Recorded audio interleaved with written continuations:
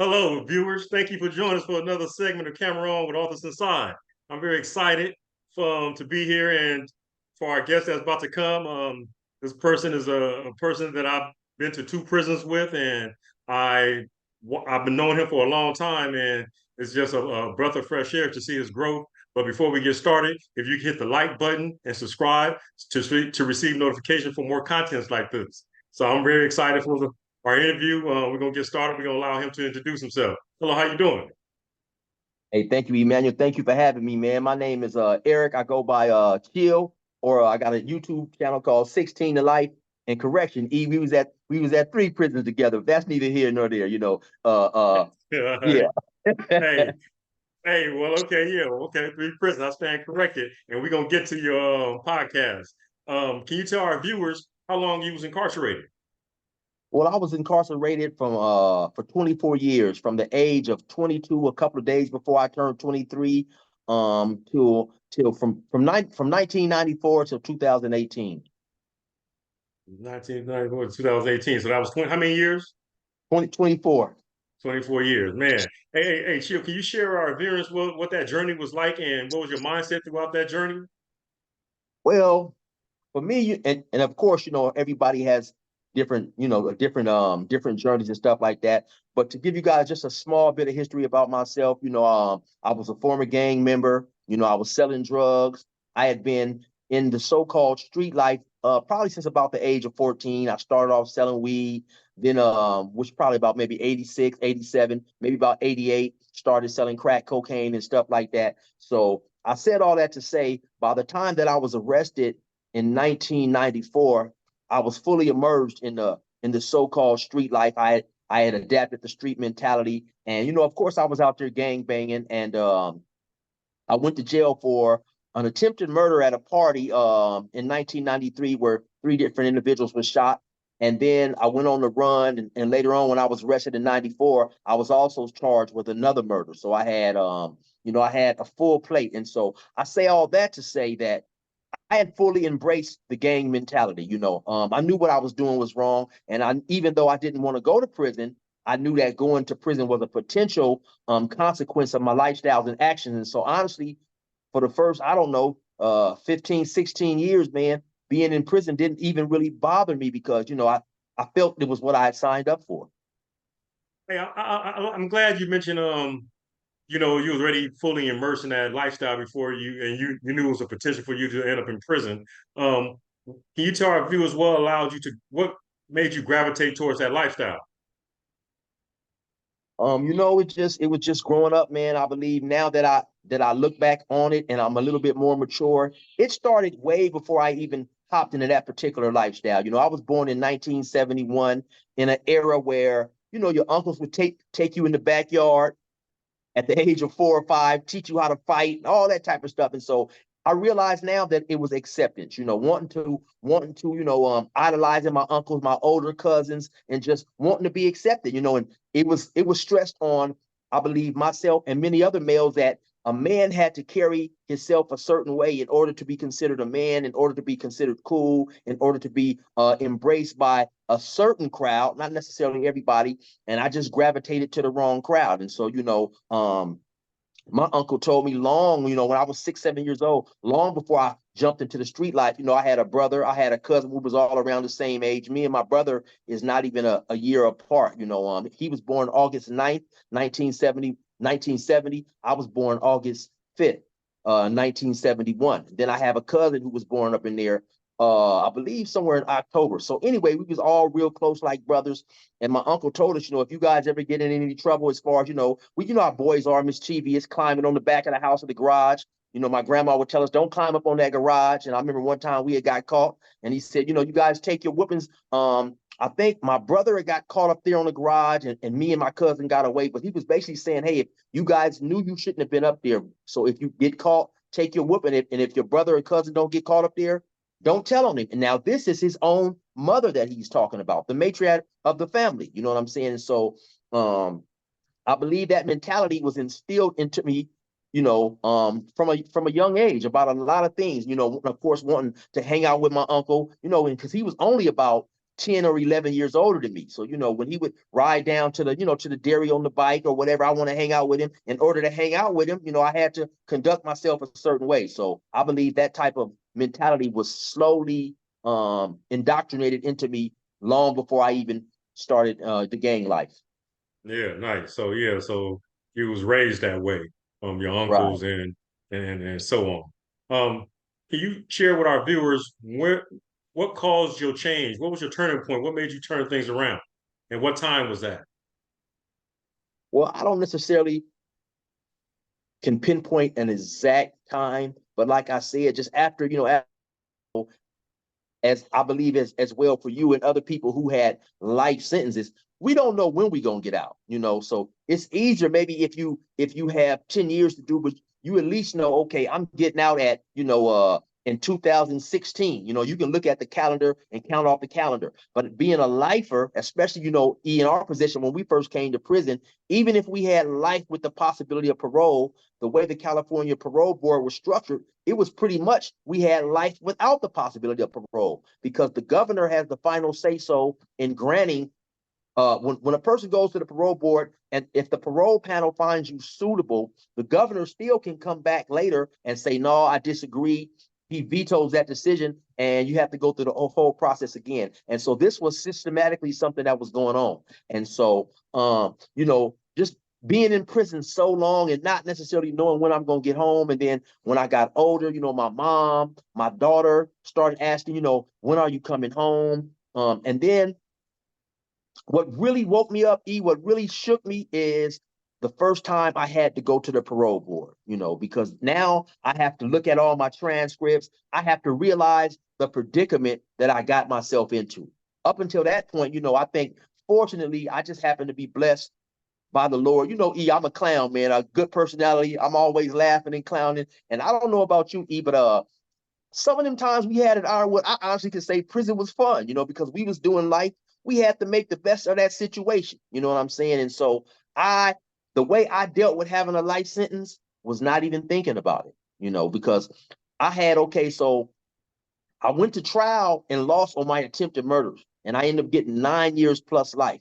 Then on my trailing murder case, they dropped it down to a voluntary manslaughter, and I had 16 years. So I had time to do anyway. I could possibly try to appeal my attempted murder conviction where I got the life sentence on, but I still took a deal on 16 years for the voluntary manslaughter. So in my mind, I had time to do regardless, and so I'm Yeah, don't let me cut you off, but yeah, as I reflect, though I made the best of my time, doing recreation and hanging out at times, but as I reflect, man, prison was demoralizing. I didn't like it at one bit, you know.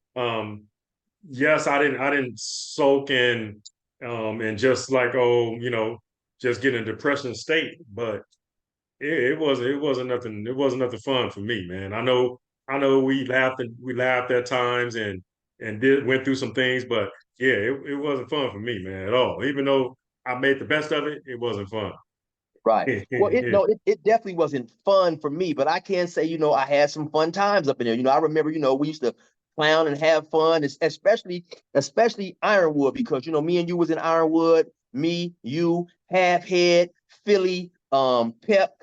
Just so Yeah. many memories, man. Pinwan, so many memories come back to where it was like, and those are different Crips and Bloods. Everybody just hanging out, man, just doing time. And of course, like I said earlier, everybody takes their situation a little differently. Me, I was fortunate enough to be blessed with an upbeat personality, a real jovial and joking type characteristics and behavior. So like I say, the way I dealt with having life is just Mhm. not thinking about it. But then when it was time for me to go to parole board and realize that I gave someone else so much control over my life, that's when it started to extremely bother me. Once my daughter got to the age of now when she's wondering, hey, Dad, when are you coming home? Now my mom is getting up in age, and, she's asking me, Eric, are you ever going to get out of there? That's when it really, started to bother me. And that's when also the monotony of prison kicked in, because we do the same thing every day, outside of maybe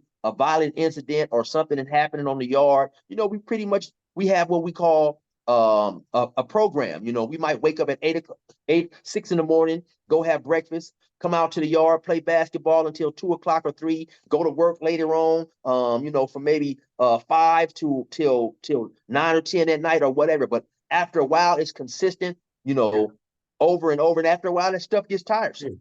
yeah. And I'm glad you brought up incident on the yard. But yeah, we do get into routine inside prison. Can you share with our viewers what's the most violent or traumatic thing you saw throughout your 24 years incarceration? I think what really woke me up is one of the first things that I seen in prison because I come from a small town. One high school, you know, one McDonald's, one Del Taco, you know, everybody knew each other. And so this is how I grew up in a family oriented type of environment.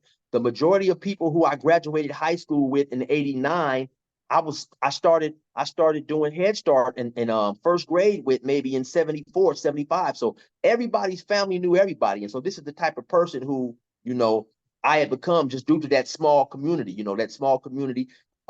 We may be at the center playing basketball, and me and a friend go to get into a fight, and some of our older friends would come and break us up. You know, we all went to the same church. We see each other at the swimming pool. We see each other at school. So it was real family oriented. So when I first got to Salinas, um, me and this other brother had caught the chain, and he happened to be from a gang in LA. He was about 19 years old.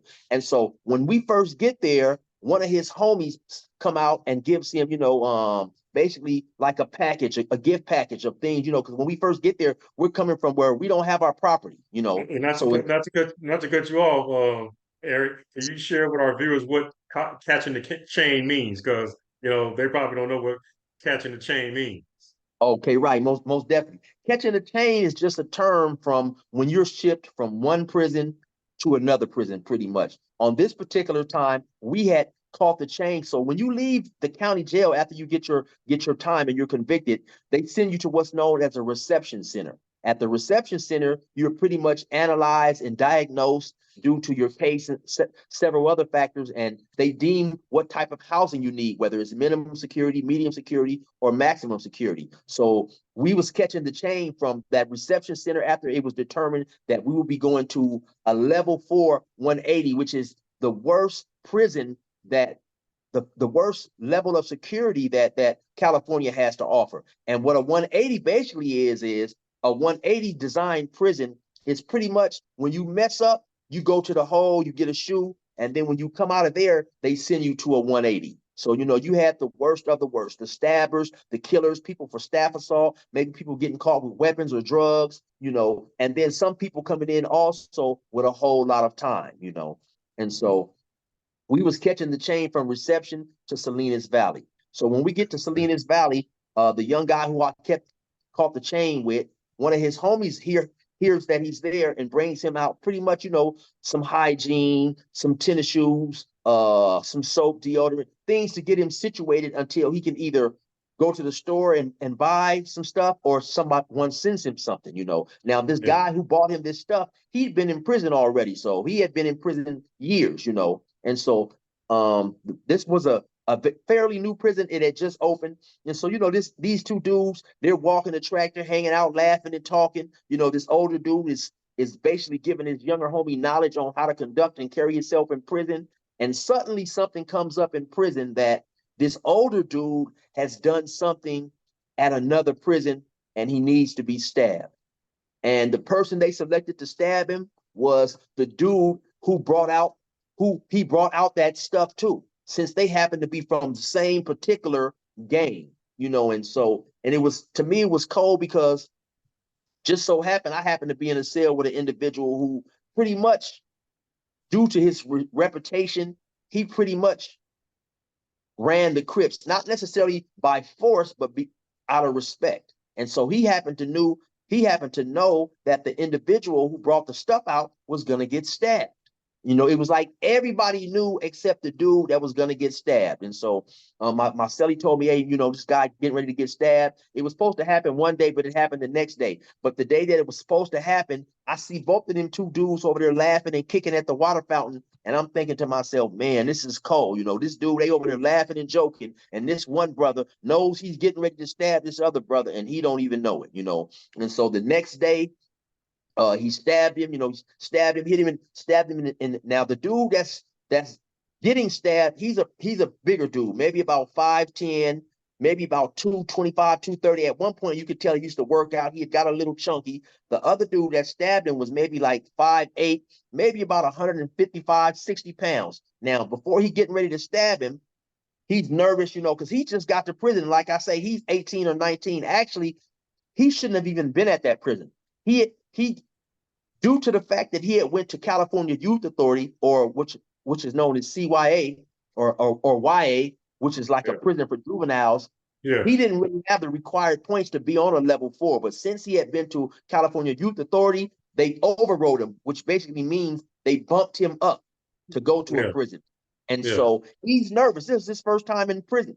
So you can see him looking around. He's going in and out of his pocket, fiddling with the knife, and he finally stabbed the big dude. Now I'm thinking the big dude was to turn around and start fighting. The big dude took off running with the knife stuck in his neck, ran down to his door, bamming on the door. You know, they let him in, and then you know the alarm goes off and the yard gets down. Now this is my first time in prison seeing somebody stabbed. And when I first got to prison, this prison that I was at, it was one of these newer design prisons, so it didn't have the look that I thought prison was going to have. It wasn't bars and all that stuff. It almost looked like a modern day college campus. And so, you know, so when I first get to prison, I'd been in the county jail 2 years. So I'm thinking, oh, this ain't bad. You know, this ain't bad. I'm looking around and stuff.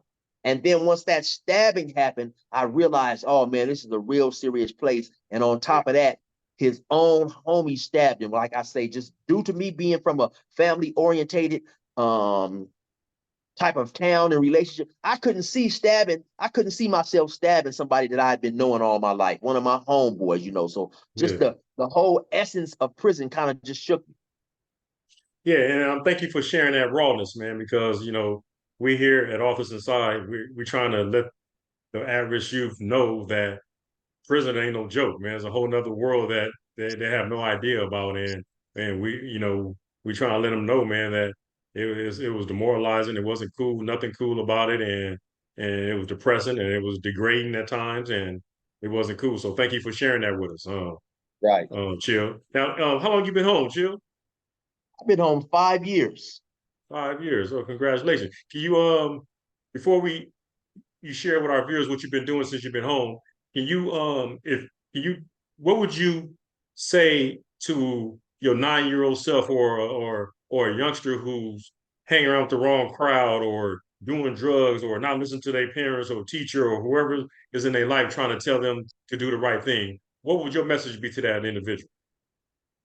Well, you know, when you have individuals like that hanging in certain groups and collectives like that, everybody's trying to fit in. Everybody is really not the person that they say they are. And so when you get caught up in a situation, you know, because we're taught not to tell, if it's 10 of you guys, it's going to be about 6 or 7 that's going to tell, you know. And so it's just that it's not all that it's cracked up to be. You know, you don't hear people talking about, like you say, the demoralizing negative things that go on in prison. And so not listening not listening to your parents and stuff. Listen, man, I can't even tell you how many times I really honestly wished that I had listened to my father while I was in prison. You know, the conversations that we had replayed back through my mind. You know, at one point in time, he knew I was out there running around, you know, shooting at people, and he told me, "Be careful, Eric. You know, they giving out life for murder." And I told him, "Oh, don't worry, Dad. I ain't gonna get caught." You know, we always think we're slicker than the law,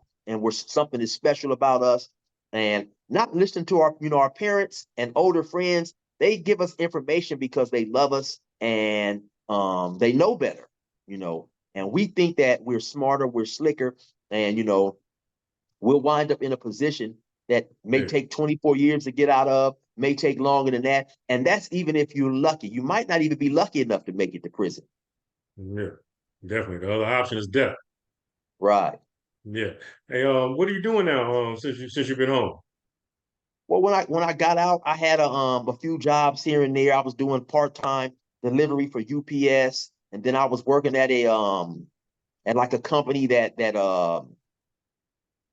painted trucks and this and that and stuff like that. And then so I I like to record music, I rap and stuff like that. So I created a YouTube page to put some of my music out.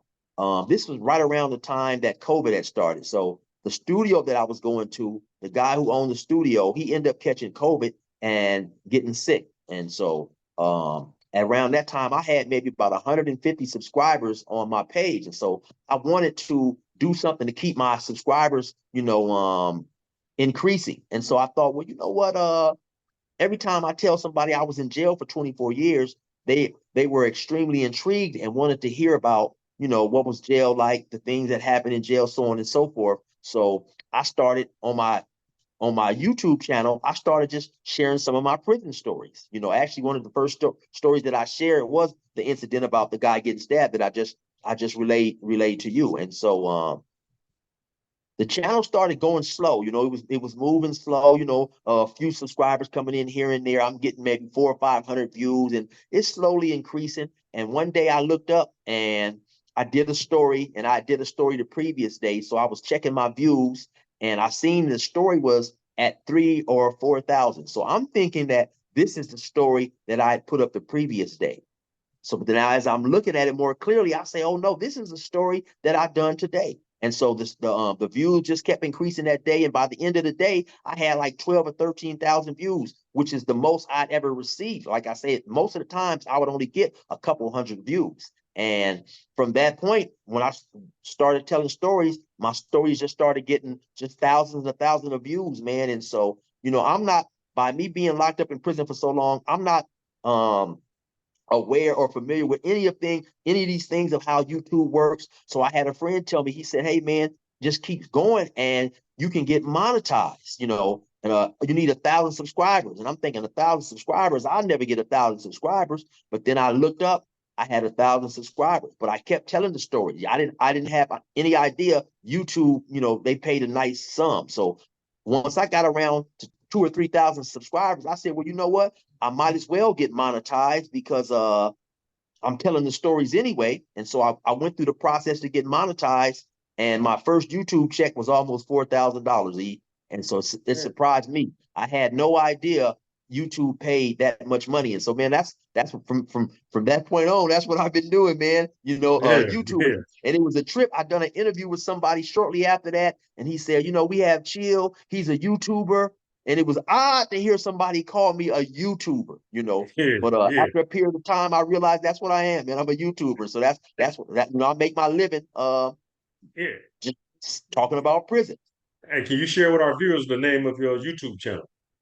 The name of my YouTube channel is 16 to Life. That's 16. That's 16DALIFE. And my channel is a little different from most channels. I don't go on there with the tough guy bravado or the tough guy image. I have a lot of, like I said earlier, I'm a real funny character. So I have a lot of joking on my page, or I'll tell a incident that I've seen and I'll add a bit of humor to it. I do interviews with other people and share their prison experiences as well. I've got interviews with former prison guards. I've got interviews with a black guy who joined a Hispanic gang, and then once he went to prison, started running with a black gang, and then when he got out, that Hispanic gang got upset about it, ended up shooting him. I have a lot of good stories, man. A lot of good interviews. Yeah, thank you for sharing, man. I hope you put this interview on your page that people follow so they can Right. see our interview. Okay. Yeah. Before we go, Chill, is there anything you'd like to share with our viewers before you go? No, I just like to say that, if you have friends, family, children, people out there that you respect, you love, you care about, continually stay in their ear if you feel they're not doing the right thing. I think sometimes we too often as parents fail to parent our children once they get over the age of 18 or once they get 16, 17, we're always going to know more than our children. I was selling drugs around 16, 17. My father used to come up there to the territory that I sold drugs in, looking for me on his motorcycle, trying to jump out and discipline me. I'd hear him coming on the motorcycle. I'd run and hide. But once I turned 18, he just told me, oh, just be careful. But so many times I wish he had still stayed on me with the same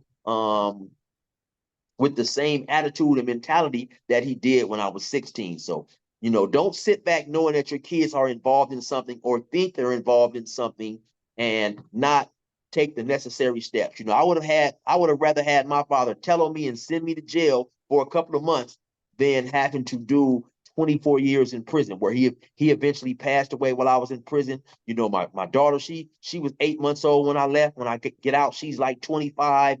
It's so many things that happened during the course of that incarceration. So as parents, as older uncles, older aunts, if you have a loved one or somebody and you think they're doing something, don't sit back and not do anything. You need to be on them day in and day out, before so they can try to change their life before a bad outcome change their life.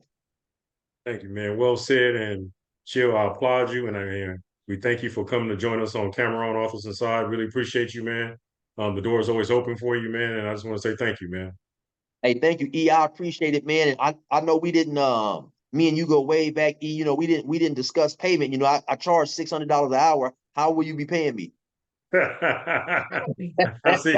I see you got jokes. All right, Chill. Thank you for joining us, man. Appreciate you, All bro. right, you cash at me, E. Yes, sir.